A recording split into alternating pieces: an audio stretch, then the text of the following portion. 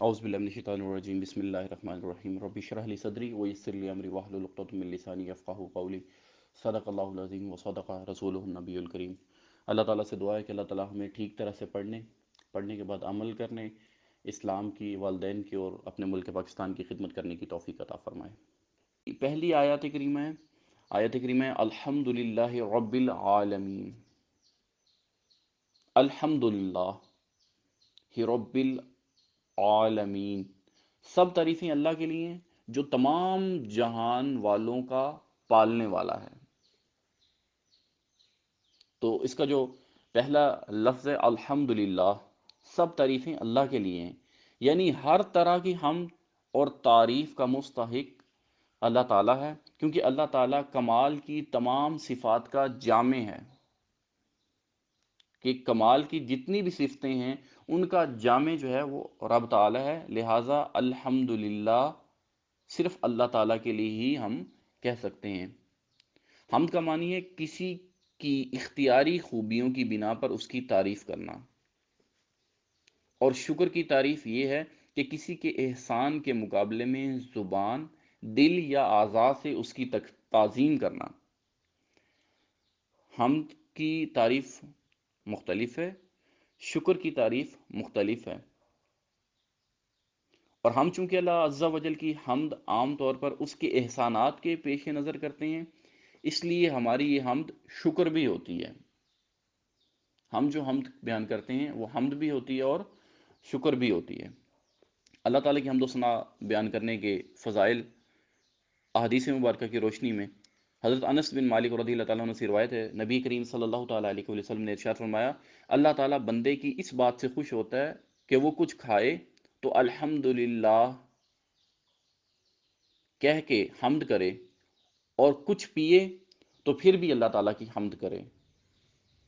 حضرت جابر بن عبداللہ رضی اللہ تعالیٰ عنہ سے روایت ہے، نبی کریم صلی اللہ تعالیٰ علیہ وآلہ وسلم نے ارشاد فرمایا، سب سے افضل ذکر لا الہ الا اللہ ہے، اور سب سے افضل دعا الحمدللہ ہے۔ تو مجھ سے جو ساتھی ملتے ہیں مجھ سے پوچھتے ہیں کبھی کبھار کہ رضوان کیسے ہیں آپ، تو میں انہیں کہتا ہوں الحمدللہ، اللہ تعالیٰ کا اتنا شکر ہے جتنی اس کی خدائی ہے، الحمدللہ ثم الحمدللہ۔ میرا یہ ایک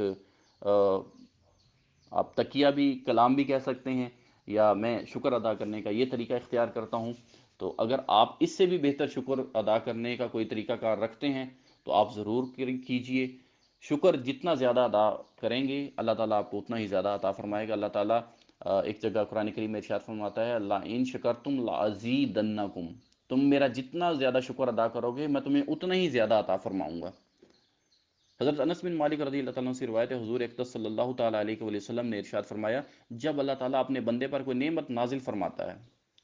اور وہ نعمت ملنے پر الحمدللہ کہتا ہے، تو یہ حمد اللہ تعالیٰ کے نزدیک اس دی گئی نعمت سے زیادہ افضل ہے۔ جو نعمت اللہ تعالیٰ نے اسے عطا فرمائی، مثال کے طور پہ آپ کامیاب ہوئے اور آپ امتحان میں کامیاب ہونے کے بعد اگلے سمیسٹر میں پروموٹ ہو گئے، یا پھر اگلی کلاس میں پروموٹ ہو گئے، تو یہ ایک نعمت تھی۔ اللہ تعالیٰ نے آپ کو علم کے ایک درجے میں برتری عطا فرمائی، یہ بھی اللہ تعالیٰ کی نعمت ہے۔ ورنہ آپ ذرا نظر دوڑائیں اپنے ہی ارد گرد، اگر آپ میٹرک میں تھے تو میٹرک میں جو آپ کے اپنے کلاس فیلوز تھے، آج ان میں سے کئی کلاس فیلوز ایسے ہیں جو کہیں ریڈی لگا کے کھڑے ہیں، کئی لوگ ایسے ہیں جو بے روزگار ہیں، کئی لوگ ایسے ہیں جو دیہڑی دار ہیں۔ آپ لوگوں کو اللہ نے علم کی ایک دولت سے نوازا، العلم نور، علم نور ہے، اللہ تعالیٰ نے آپ کو نور سے روشناس کروایا، اللہ تعالیٰ نے آپ کا چناؤ کیا، آپ آگے ایف ایس سی میں، ایف اے میں، یا کوئی ایک درجہ آپ آگے آئے، تو یہ اللہ تعالیٰ نے آپ کو اور علم عطا فرمانا چاہا۔ آپ لوگ ان چنے ہوئے لوگوں میں ہیں جنہیں اللہ تعالیٰ نے چن لیا علم عطا کرنے کے لیے، اور اللہ تعالیٰ ارشاد فرماتا ہے، اور علم والے اور جاہل کبھی برابر نہیں ہو سکتے۔ تو آپ ایک منٹ کے لیے صرف تصور کیجئے کہ آپ لوگ کون ہیں جن کو اللہ تعالیٰ نے چن لیا علم والوں میں سے۔ پھر آپ آگے بی ایس میں، ایم ایس سی میں، جو بھی آپ کا ایک درجہ ہے، تو یہ نعمتیں ہیں اللہ تعالیٰ کی۔ تو کتنی ہی بڑی نعمت ہے کہ آپ کو اللہ تعالیٰ نے علم والوں میں رکھا۔ لیکن حدیث مبارکہ کے مطابق، حضرت انس بن مالک کی روایت کے مطابق،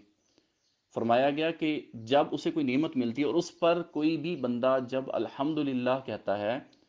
تو وہ نعمت جو اسے عطا کی گئی، اس سے بڑی نعمت یہ ہے کہ اللہ تعالیٰ پھر اسے شکر کرنے کی توفیق عطا فرمائے۔